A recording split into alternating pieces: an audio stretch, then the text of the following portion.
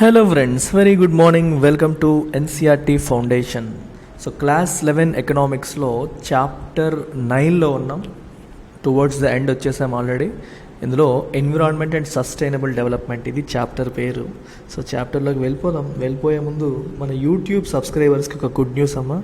NCERT foundation course మీ అందరికీ తెలిసిందే. ఈ కోర్సు పైన there is a special 10% discount that is running now. ఎవరికి 30th ఏప్రిల్ లోపు జాయిన్ అయ్యే వాళ్ళకి మాత్రమే, 30th ఏప్రిల్ లోపు జాయిన్ అయ్యే వాళ్ళకి మాత్రమే ఈ స్పెషల్ డిస్కౌంట్ రన్ అవుతుంది. ఎందుకు అంటే మన యూట్యూబ్కి, మన ఛానల్కి 50,000 సబ్స్క్రైబర్స్ క్రాస్ చేసాం. సో ఈ ఆనంద క్షణాలని మీతో పంచుకుంటూ ఎన్సిఆర్టీ ఫౌండేషన్ కోర్స్ పైన స్పెషల్ 10% ఆఫ్ అనేది ఇవ్వడం జరుగుతుంది. So make use of this. So ఈ కోర్స్ని మీరు 15,000 బదులు 13,500కే పొందే మంచి ఆపర్చునిటీ ఇది. సో ఈ చాప్టర్ స్టార్ట్ చేద్దాం. Environment and sustainable development chapter 9 ఇది. సో ఇంట్రొడక్షన్ చూద్దాం ఒకసారి, ఏం రాశారు ఇంట్రొడక్షన్లోని. సో ప్రీవియస్ చాప్టర్స్లో మనం ఏం డిస్కస్ చేసాం? Main economic issues faced by Indian economy.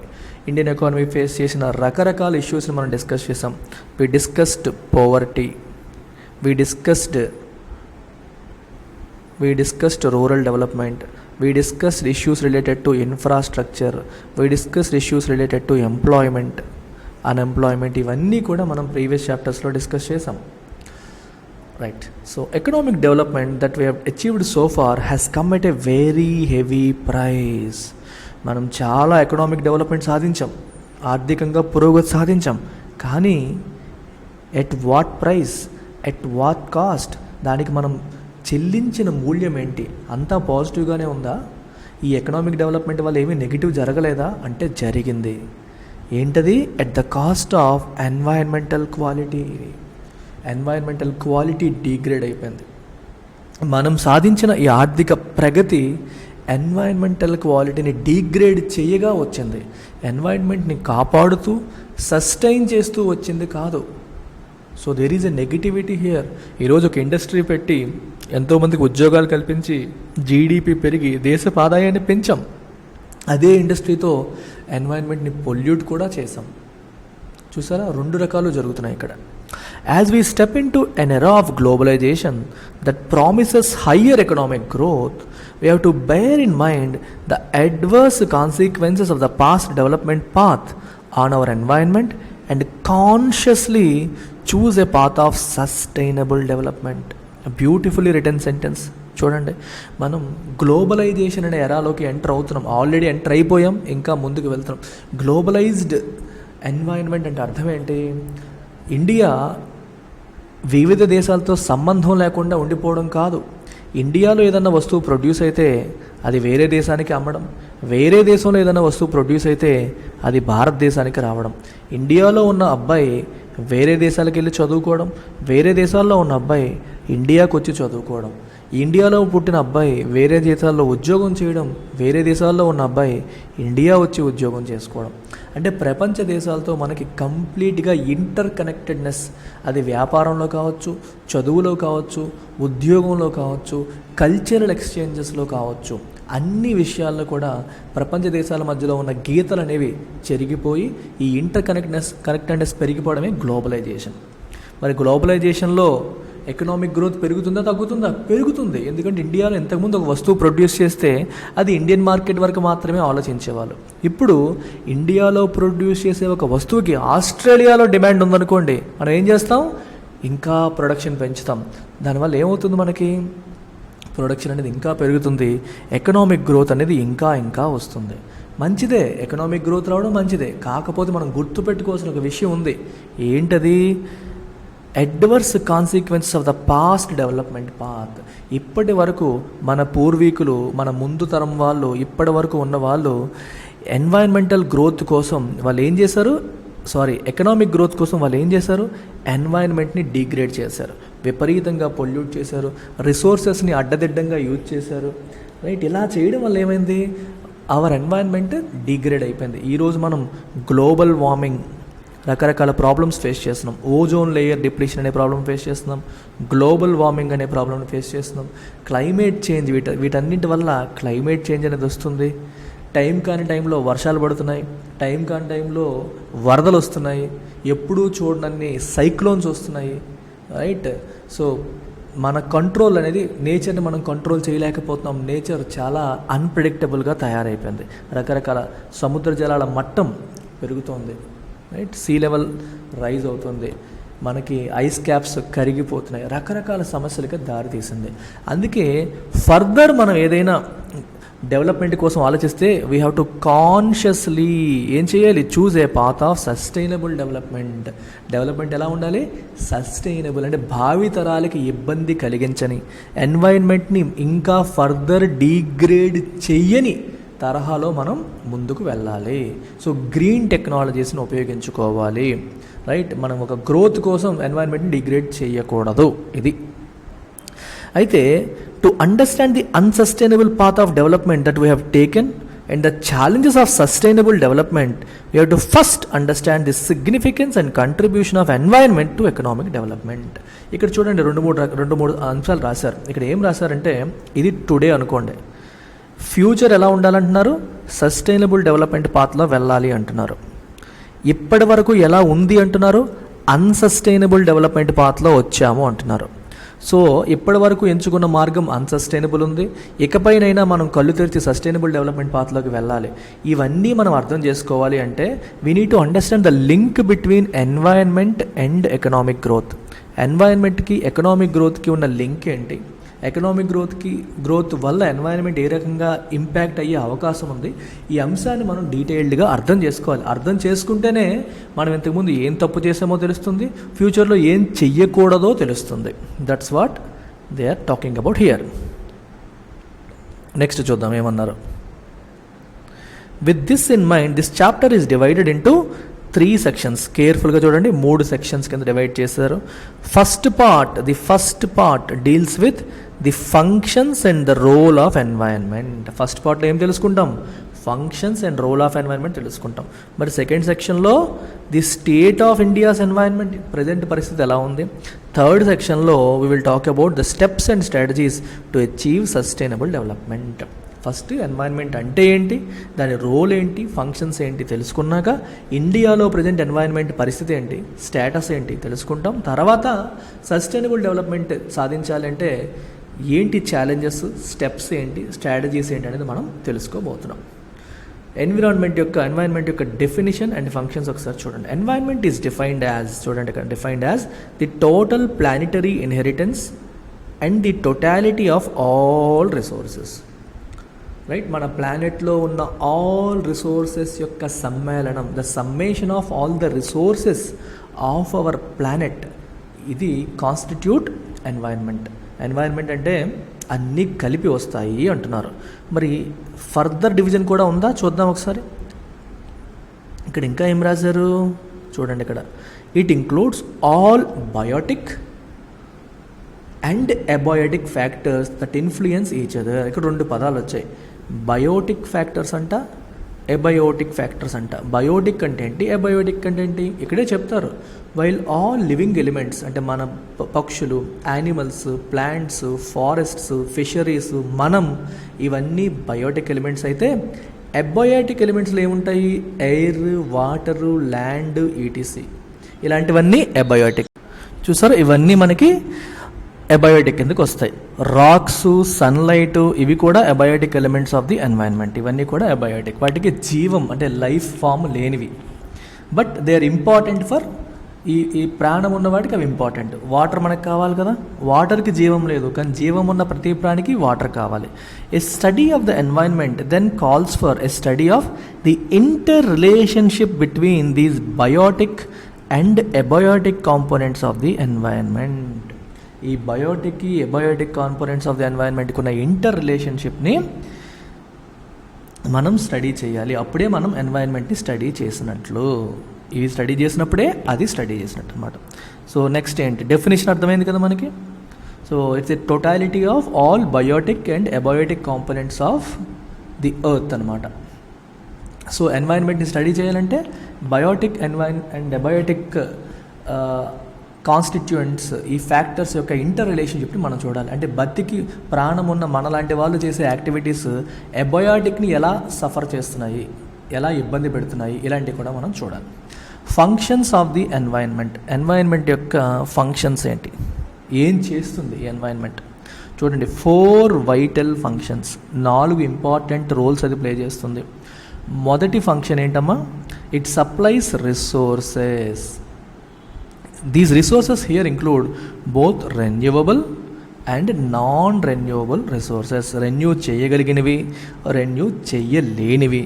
Renewable resources are those which can be used without the possibility of the resource becoming depleted or exhausted. Renewable resource అంటే అర్థం ఏంటి, అవి డిప్లీట్ అవ్వవు, exhaust అవ్వవు, అలాంటి వాటిని ఏమంటాం, రెన్యూబుల్ రిసోర్సెస్ అంటాం.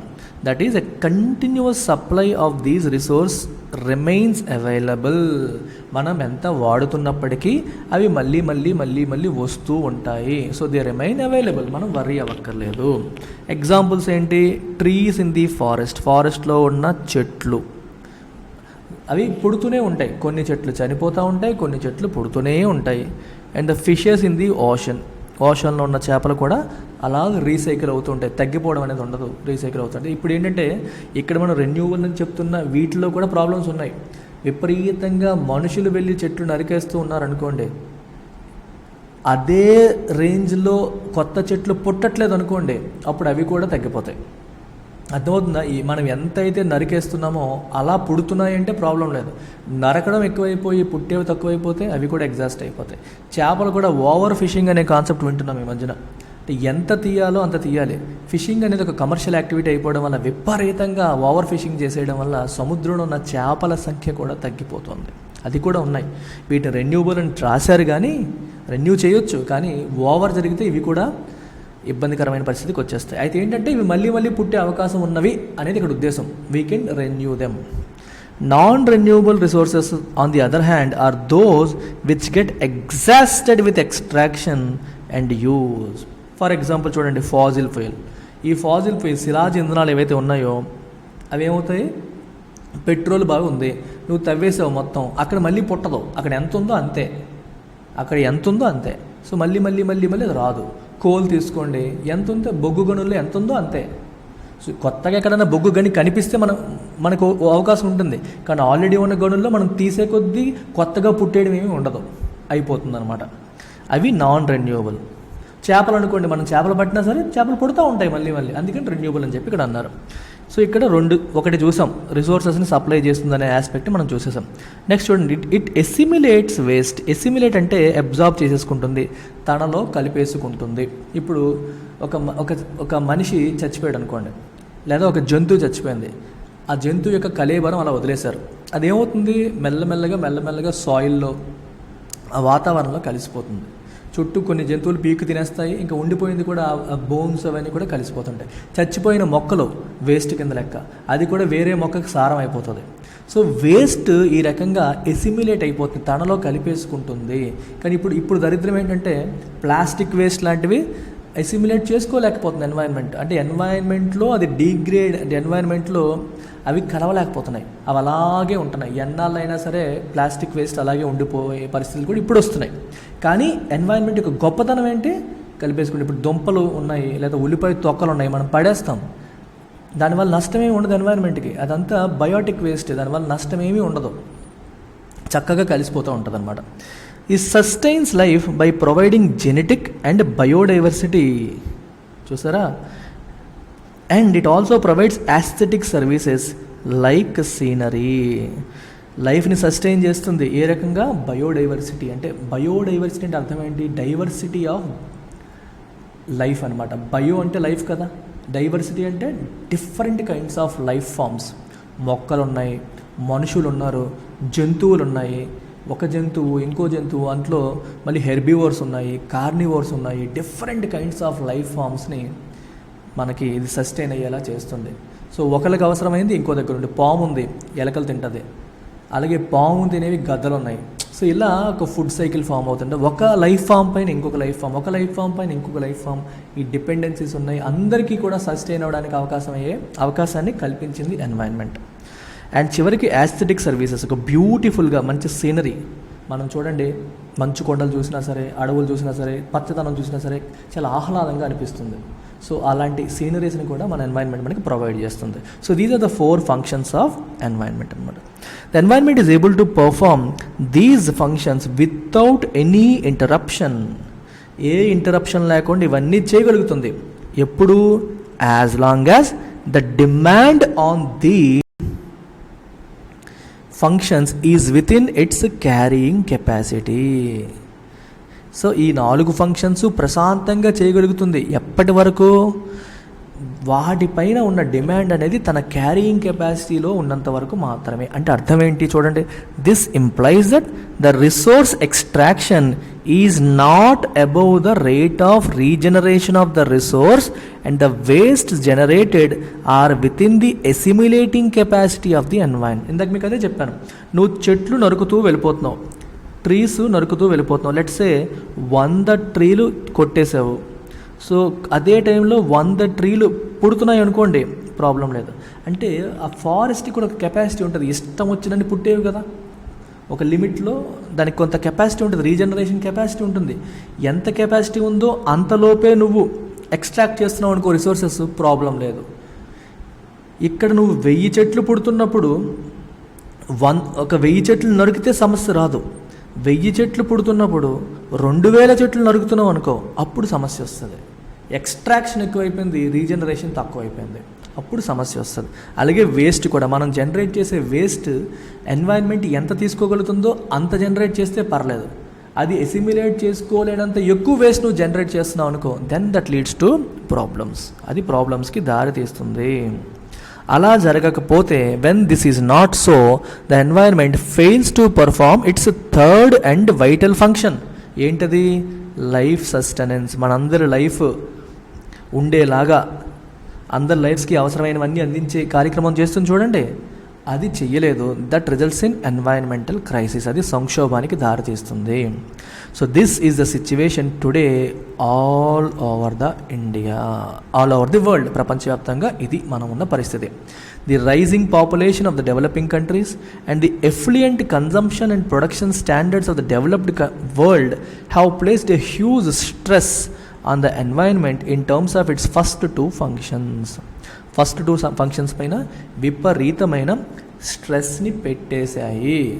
So renewable, non renewable resource అని చదివాం. వాటిని వీళ్ళు విపరీతంగా ఎఫ్లుయెంట్ అంటే బాగా డబ్బున్న అని అర్థం. సో డెవలపింగ్ కంట్రీస్లో పాపులేషన్ ఎక్కువైపోయి ఎన్వైరన్మెంట్ మీద స్ట్రెస్ పెరిగింది, అంటే ఎన్వైరన్మెంటల్ రిసోర్సెస్ వాడకం పెరిగిపోయింది. అండ్ డెవలప్డ్ కంట్రీస్ వచ్చేసి వాళ్ళు విపరీతమైన ఎఫ్లుయెంట్ కన్జంప్షన్, అవసరమైన దానికంటే ఎక్కువ కన్జ్యూమ్ చేయడం వల్ల ఎన్వైరన్మెంట్ పైన స్ట్రెస్ బాగా పడి మొదటి 2 ఫంక్షన్స్ దెబ్బ పడే పరిస్థితి వచ్చింది. Many resources have become extinct. చాలా రిసోర్సెస్ ఎక్స్టింక్ట్ అయిపోయి అంతరించిపోయే పరిస్థితి వచ్చేసింది. కొన్ని జీవజాతులు అంతరించిపోయాయి. వాటిని రకరకాల కారణాల కోసం పోచింగ్ చేయడం, చంపేయడం, ఇలా రకరకాలు చేయడం వల్ల కొన్ని జాతులే కంప్లీట్గా అంతరించిపోయే పరిస్థితి వచ్చింది. And the waste generated are beyond the absorptive capacity of the environment. Environment absorb చేసుకోలేనంత వేస్ట్ మనం జనరేట్ చేయడం మొదలుపెట్టేసాం. అబ్జార్ప్టివ్ కెపాసిటీ అంటే అర్థం ఏంటి? It means the ability of the environment to absorb degradation. ఈ డిగ్రేడేషన్ని అబ్జార్బ్ చేసుకునే ఎబిలిటీ, ఆ ఎబిలిటీకి మించి మనం వేస్ట్ జనరేట్ చేస్తున్నాం. మరి what is the result of all that?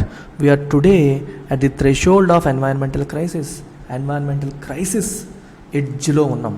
Already వచ్చేసాము, ఇంకా ఇలాగే కంటిన్యూ అయితే అది ఇంకా పెద్ద పెద్ద ప్రాబ్లమ్స్కి దారి తీసే అవకాశం ఉంటుంది. ది పాస్ట్ డెవలప్మెంట్, ఇంతకుముందు మనం సాధించిన ప్రగతి, ఇండస్ట్రియల్ రెవల్యూషన్లో మనం సాధించిన ప్రగతి అంతా కూడా has polluted and dried up రివర్స్ని పొల్యూట్ చేస్తాయి, డ్రై అప్ చేస్తాయి. అండ్ అదర్ యాక్విఫర్ అంటే water bodies, making water and economic good. చివరికి వాటర్ అనేది ఒక ఎకనామిక్ గుడ్ అయిపోయింది. అంటే వాటర్ని కొనుక్కోవాల్సిన పరిస్థితి ఇప్పుడు వచ్చేసింది. రైట్, ఇష్టం వచ్చినట్టు వాటర్ని పొల్యూట్ చేసేయడం వల్ల. Besides, the intensive and extensive extraction of both renewable and non-renewable resources has exhausted some of these. విపరీతంగా ఈ రెన్యూబుల్ అండ్ నాన్ రెన్యూబుల్ రిసోర్సెస్ని ఎక్స్ట్రాక్ట్ చేయడం వల్ల, నాన్ రెన్యూబుల్ అంటే చూడండి కోలు, పెట్రోలు, క్రూడ్ ఆయిల్ ఇలాంటివి నాన్ రెన్యూబుల్. రెన్యూబుల్ వచ్చేసరికి చెట్లు, చేమలు ఇలాంటివన్నీ రెన్యూబుల్, ఫిష్ ఇలాంటివన్నీ. ఈ రెండింటినీ కూడా విపరీతంగా ఎక్స్టెన్సివ్గా ఎక్స్ట్రాక్ట్ చేయడం వల్ల ఏంది, అవి కూడా ఎగ్జాస్ట్ అయ్యే పరిస్థితికి వచ్చేసింది. And now we're compelled to spend huge amounts on technology and research to explore new resources. ఇవి అయిపోతే ఎలాగా అని చెప్పి విపరీతంగా డబ్బులు ఖర్చు పెట్టి కొత్త రిసోర్సెస్ ఎక్కడున్నాయా అనే వెతికే పనిలో మనం పడాల్సిన పరిస్థితి ఇప్పుడు వచ్చేసింది. Added to these are the health costs of degraded environmental quality. ఇంకా ప్రాబ్లం ఏంటి మనకి, health cost of degraded environmental quality పడిపోయినప్పుడు హెల్త్ కూడా పోతుంది. ఇప్పటి వరకు చెప్పిన సమస్యలు ఒకటి, దానికి కొత్త సమస్య ఏంటి, హెల్త్ కాస్ట్. పొల్యూషన్ వచ్చింది, నీకు శ్వాసకు సంబంధించిన వ్యాధులు ఇలాంటి రకరకాల జబ్బులు వస్తాయి, చాలామంది చనిపోవడం అనేది జరుగుతుంది. చూడండి, decline in air and water quality. ఇండియాలో చూస్తే 70% of Indian water is polluted, have resulted in increased incidence of respiratory and water bond diseases. వాటర్లో ఉన్న డిసీజెస్, రెస్పిరేటరీ శ్వాసకు సంబంధించిన డిసీజెస్ బాగా పెరిగిపోయే పరిస్థితికి అది దారితీసింది. Hence the expenditure and health is also rising. మరి అంతే కదా, జబ్బులు వస్తే ఏమవుతుంది, దానికోసం మనం పెట్టే ఖర్చు పెరిగిపోతుంది. To make matters worse, global environmental issues such as global warming and ozone depletion also contribute to increased financial commitments for the government. ఈ గ్లోబల్ ఇష్యూస్ మనకు ఉన్నాయి, ఓజోన్ డిప్లీషన్, గ్లోబల్ వార్మింగ్, దీనివల్ల ఏమవుతుంది, దానికోసం వాటిని కంట్రోల్ చేయడానికి గవర్నమెంట్ చాలా డబ్బులు కమిట్ చేయాల్సిన పరిస్థితి వస్తుంది. Thus it is clear that the opportunity cost of negative environmental impacts are high. ఇక్కడ ఆపర్చునిటీ కాస్ట్ అనే పదానికి మీనింగ్ మీరు తెలుసుకోవాలి. ఇప్పుడు చూడండి, ఎన్వైరన్మెంట్ సరిగ్గా లేకపోవడం వల్ల, ఎన్వైరన్మెంట్ని మనం సరిగ్గా చూసుకోకపోవడం వల్ల ఏమైంది, ఇప్పుడు గ్లోబల్ వార్మింగ్ వచ్చింది. గ్లోబల్ వార్మింగ్ అంటే ఏంటనేది ఈ బాక్స్లో రాశారు, చూద్దాం. అయితే ఈ గ్లోబల్ వార్మింగ్ని కంట్రోల్ చేయడానికి కొన్ని $100 బిలియన్ల గవర్నమెంట్ కేటాయించాల్సి వస్తుంది. ఇప్పుడు చూడండి, are we not missing an opportunity? ఈ $100 బిలియన్ భారతదేశంలో పేదరికాన్ని నిర్మూలించడానికి, ఫర్దర్ డెవలప్మెంట్కి, ప్రజల జీవన పరిస్థితులు మెరుగుపరచడానికి ఉపయోగించుకునే వాళ్ళం కదా. ఎన్వైరన్మెంట్ సరిగ్గా లేకపోవడం వల్ల, మన పీకల వరకు తెచ్చుకోవడం వల్ల, దాన్ని మళ్ళీ సరిచేయడానికి $100 బిలియన్ల మనం కేటాయించాల్సి వస్తుంది. సో ఇలా కేటాయించడం వల్ల we're losing an opportunity to better the lives of people. ఆర్థిక పరిస్థితిని మెరుగుపరిచే అవకాశాన్ని కోల్పోతున్నాం కదా. అందుకే opportunity cost, we lost an opportunity. మనం చేతిలో ఇక్కడ వరకు తెచ్చుకోవడం వల్ల ఆపర్చునిటీస్ కూడా కోల్పోతున్నాము. సో అవి కూడా చాలా ఎక్కువ అని చెప్పి ఇక్కడ రాశారు. సో ఇక్కడ చూసేద్దాం ఒకసారి ఏంటి కదా, గ్లోబల్ వార్మింగ్ అంటే ఏంటి అనేది ఒకసారి చూద్దాం. Global warming is a gradual increase in the average temperature of the earth's lower atmosphere as a result of the increase in greenhouse gases since the industrial revolution. Industrial revolution వచ్చిన తర్వాత ఈ gases, pollutants ఎయిర్లోకి ఎక్కువగా రావడం మొదలైంది. వాటిల్లో important gas వచ్చేసి green house gas. ఈ green house gas యొక్క కథ ఏంటి, ఇవేం చేస్తాయంటే వేడి, మనకి ఆకాశం నుంచి మనకి సూర్యరశ్మి ఏదైతే వస్తుందో వేడి, అది తిరిగి రిఫ్లెక్ట్ అవ్వకుండా ఆపేస్తాయి. ఇప్పుడు సూర్యరశ్మి, సూర్యకిరణాలు ఏవైతే వస్తాయో, ఇలా వచ్చిన చాలా వరకు సూర్యరశ్మి తిరిగి రిఫ్లెక్ట్ అయిపోయి వెనక్కి వెళ్ళిపోతుంది. ఆ వేడంతా మన మీదే ఉంటే మనం చచ్చిపోతాం, ఆ వేడంతా మన మీద ఉండదు, అది రిఫ్లెక్ట్ అయిపోతాయి. కానీ గ్రీన్ హౌస్ గ్యాస్ ఏం చేస్తాయంటే రిఫ్లెక్ట్ అవ్వకుండా ఆ వేడిని ఇక్కడే ఉంచుతాయి.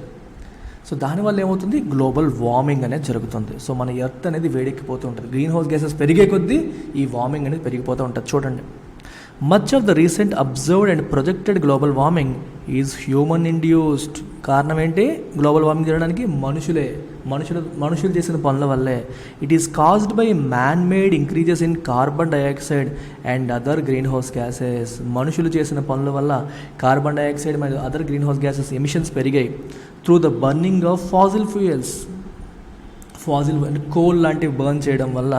అండ్ డీఫారెస్టేషన్ వల్ల కూడా ప్రాబ్లం అవుతుంది. ఎందుకని, చెట్లు ఎక్కువగా ఉంటే కార్బన్ డైఆక్సైడ్ని అవి పీల్చుకుంటాయి, అబ్జార్బ్ చేసుకుంటాయి. ఫర్ ఎగ్జాంపుల్, మీరు కొన్ని యూనిట్స్ కార్బన్ డైఆక్సైడ్ వదిలేరు అట్మాస్ఫియర్లోకి, చెట్లు ఉన్నాయనుకోండి కొన్ని అబ్జార్బ్ చేస్తాయి. సో వీటికి క్యాన్సిల్ అయిపోతే నెట్టి ఉంటాయి. ఎప్పుడైతే డీఫారెస్టేషన్ జరుగుతుందో, చెట్లు ఎక్కువ కొట్టేస్తున్నామో, అబ్జార్ప్షన్ తగ్గిపోతుంది. సో నెట్ వాతావరణంలో ఉన్న కార్బన్ డైఆక్సైడ్ పెరిగిపోతుంది. Adding carbon dioxide, methane and such other gases that have the potential to absorb heat. చూసారా, చెప్పాను ఇందాకే, గ్రీన్ హౌస్ గ్యాస్ అంటే అర్థం ఏంటి? హీట్ని అబ్జార్బ్ చేసుకునే వాటిని గ్రీన్ హౌస్ గ్యాస్ అంటే. అబ్జార్బ్ చేసి హీట్ని భూగోళంలోనే ఉంచేస్తాయి, వెళ్ళనీయకుండా, తిరిగి రిఫ్లెక్ట్ అవ్వకుండా ఉంచేస్తాయి. దానివల్ల వేడి పెరిగిపోతూ ఉంటుంది. మీరు అక్కడ మనకి ఆర్కిటిక్ లాంటి ప్రాంతాలకు వెళ్ళినప్పుడు అక్కడ ఎండ తక్కువ కదా, చాలా తక్కువ ఉంటుంది. అక్కడ ఏం చేస్తారంటే they build some glass houses called green houses. వాటిని గ్రీన్ హౌసెస్ అంటారు. ఈ గ్లాస్ హౌసెస్లో మొక్కలు పెంచుతారనమాట. మొక్కలు పెంచుతూ ఉంటారు. ఈ గ్లాస్ హౌస్లో ఏం చేస్తాయంటే లోపలికి వేడి వచ్చింది అనుకోండి, ఆ వేడి వెనక్కి వెళ్ళకుండా ఆపుతాయి అవి. అందుకే దాన్ని గ్రీన్ హౌస్ అన్నారు. అంటే మొక్కలు పెరగాలంటే ఒక సర్టెన్ అమౌంట్ ఆఫ్ వేడి కావాలి కదా, సూర్యరశ్మి కావాలి కదా, ఆ వేడి పూర్తిగా వెళ్ళిపోకుండా ఆపుతాయి ఈ గ్రీన్ హౌసెస్. అందువల్ల ఆ గ్రీన్ హౌసెస్ లోపల మొక్కలు అనేవి పెరుగుతాయి అన్నమాట. అందుకే గ్రీన్ హౌస్ అన్నారు. వాటిని అబ్జార్బ్ చేస్తుంది, హీట్ని ఉంచుతాయి. అలా ఉంచే ఈ గ్యాసెస్నే గ్రీన్ హౌస్ గ్యాస్ అని చెప్పి మనం అంటాం. సో ఇవన్నీ కూడా ఎవరు? మనుషులే కదా వదులుతున్నారు to the atmosphere with no other changes will make our planet surface warmer. Planet surface warm అయిపోతుంది. The atmospheric concentrations of carbon dioxide and CH4 have increased by 31% and 149% respectively above pre industrial levels since 1750 నుంచి ఇప్పటికీ ఎంత పెరిగిపోయాయి? CO2 level 31%, CH4 level 149% పెరిగిపోయింది. During the past century, the atmospheric temperature has risen by 1.1 degree Fahrenheit or 0.6 degree centigrade. Sea level has risen several inches. సముద్రపు level కూడా పెరిగిపోయింది. Some of the longer term results of global warming ఏంటి? Melting of polar ice melt అయిపోతుంది. With resulting rise in sea level rise అయిపోతుంది. And coastal flooding, ఎన్నో coastal areas flood అయిపోతాయి, మునిగిపోతాయి. Disruption of drinking water supplies. So drinking water supplies disrupt అవుతాయి. Dependent on snow melts, దాని మీద depend అయినా ఇవి కూడా డిస్రప్ట్ అయిపోతాయి. Extinction of species as ecological niches disappear. కొన్ని స్పీసీస్ చచ్చిపోతాయి కంప్లీట్గా. కోస్టల్ ఏరియాలో ఉండేవి కొన్ని స్పీసీస్ కంప్లీట్గా చచ్చిపోయే పరిస్థితి కూడా మనకు వస్తుంది. And more frequent tropical storms చాలా ఫ్రీక్వెంట్గా వచ్చే పరిస్థితి వస్తుంది. And increased incidence of tropical diseases కూడా బాగా పెరిగిపోయే పరిస్థితికి అది దారితీస్తుంది. సో గ్లోబల్ వార్మింగ్ ఇన్ని రకాల సమస్యలకి మనకి దారితీస్తుంది. అయితే గ్లోబల్ వార్మింగ్కి కంట్రిబ్యూట్ చేస్తున్న ఫ్యాక్టర్స్ ఏంటి? ఆల్రెడీ మనం మాట్లాడాం. Burning of coal and petroleum products, ఇవన్నీ CO2, methane, nitrous oxide, ozone release చేస్తూ ఉంటాయి. Deforestation which increases the amount of carbon dioxide in the atmosphere, ఎందుకంటే అబ్జార్ప్షన్ తగ్గిపోతుంది. Methane gas released in animal waste వల్ల కూడా మనకి మీథేన్ గ్యాస్ ఎక్కువ release అవుతూ ఉంటుంది. ఇంక్రీజ్డ్ క్యాటిల్ ప్రొడక్షన్, దీనివల్ల కూడా మనకి ఈ ప్రాబ్లమ్స్ అనేవి మనకు వస్తున్నాయి. విచ్ కాంట్రిబ్యూట్స్ టు డీఫారెస్టేషన్, ఎందుకంటే క్యాటిల్ ఎక్కువగా ప్రొడ్యూస్ చేస్తారనుకోండి, వాటి మేత కోసం అడవుల్లో మొక్కలు చెట్లు అన్నీ కొట్టేస్తూ ఉండాలి, గ్రీనరీ కావాలి. ఈ పశువుల్ని చూడండి, పశువులు నార్మల్గా పెరిగితే పర్లేదు. మనం ఏం చేస్తున్నాం? కమర్షియల్ రియరింగ్ జరుగుతుంది. పౌల్ట్రీ, రైట్, ఇవన్నీ కోళ్ళ పెంపకం, పందుల పెంపకం, కమర్షియల్గా మనం ఆర్టిఫిషియల్గా వాటిని ప్రెగ్నెంట్ చేసి ఇష్టం వచ్చినట్టు పెంచుతూ ఉంటాం. దానికి బిజినెస్ పర్పస్లో పెంచుతూ ఉంటాం. దీనివల్ల వాటికి తగ్గట్టు గ్రీనరీ కూడా అవి కన్జ్యూమ్ చేస్తూ ఉంటాయి. ఇలాంటి ప్రాబ్లమ్స్ వస్తున్నాయి. A UN conference on climate change held in Kyoto, జపాన్లో క్యోటోలో ఒక కాన్ఫరెన్స్లో 1997లో ఏం చెప్పారు? Resulted in international agreement to fight global వార్మింగ్ని ఫైట్ చేయడానికి ఒక ఇంటర్నేషనల్ అగ్రిమెంట్ సైన్ చేశారు. Which called for reductions in emissions of greenhouse gases by industrialised nations అన్నీ కూడా గ్రీన్ హౌస్ గ్యాస్ ఎమిషన్స్ని తగ్గించుకోవాలని చెప్పి ఆ కాన్ఫరెన్స్లో పిలుపునివ్వడం అనేది జరిగిందనమాట. The biggest question that arises is, are environmental problems new to this century? If so, why? ఈ ఎన్వైరన్మెంటల్ ప్రాబ్లమ్స్ ఇప్పుడే చూస్తున్నామా? ఒకవేళ ఎస్ అయితే ఎందుకు? The answer to this question requires some elaboration. కొంచెం డీటెయిల్డ్గా ఎలాబొరేట్ చేయాలి, అప్పుడే మనకు ఆన్సర్ వస్తుంది. ఎర్లీ డేస్లో వెన్ సివిలైజేషన్ జస్ట్ బిగాన్, అప్పుడే సివిలైజేషన్ బిగిన్ అయినప్పుడు, or before this phenomenal increase in population and before countries took to industrialisation మొదలయ్యే నాటికి ఈ పాపులేషన్ ఇంతగా ఇంక్రీజ్ అయ్యే నాటికి the demand for environmental resources and services was much less than their supply ఎక్కువ ఉండేది, డిమాండ్ తక్కువ ఉండేది. నువ్వు చెట్లు నీకు అవసరమై నరుకుతున్నావు, నువ్వు నరికే చెట్ల కంటే న్యాచురల్గా పుట్టే చెట్లు ఎక్కువ ఉన్నాయి. So supply is more than demand.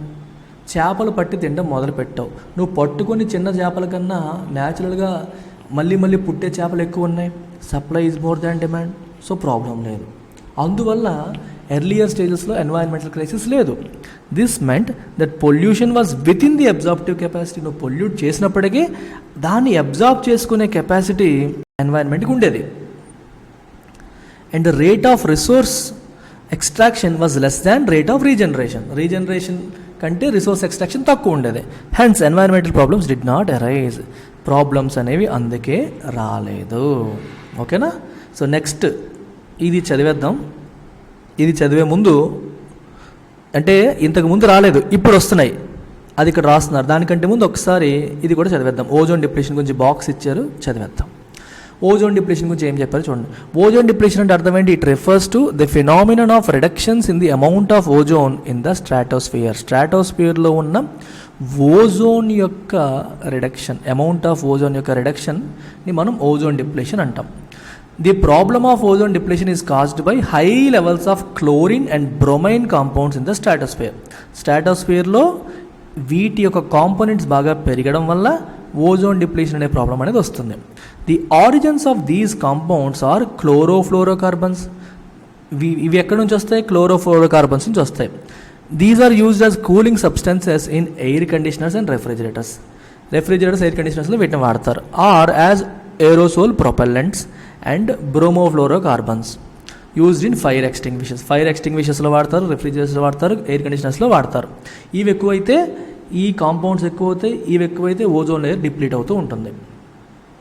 As a result of deplete అయితే ఏమవుతుంది? More ultraviolet radiation comes to earth. Ozone అనేది అల్ట్రావైలెట్ రేడియేషన్ భూమి మీదకి రాకుండా ఆపుతాయి. ఈ లేయర్ ఎప్పుడైతే డిప్లీట్ అవుతుందో ఎక్కువ అల్ట్రావైలెట్ రేస్ భూమి మీదకి వస్తాయి. And causes damage to living organisms. Ultraviolet rays మనకు వస్తే లివింగ్ ఆర్గానిజంకి డ్యామేజ్ అవుతుంది. UV radiation seems responsible for skin cancer in హ్యూమన్స్లో స్కిన్ క్యాన్సర్కి. It also lowers production of phytoplankton and thus effects other aquatic organisms. Phytoplankton తగ్గిపోవడం వల్ల, production తగ్గిపోవడం వల్ల సముద్ర జీవులు కూడా సఫర్ అయ్యే పరిస్థితి వస్తుంది.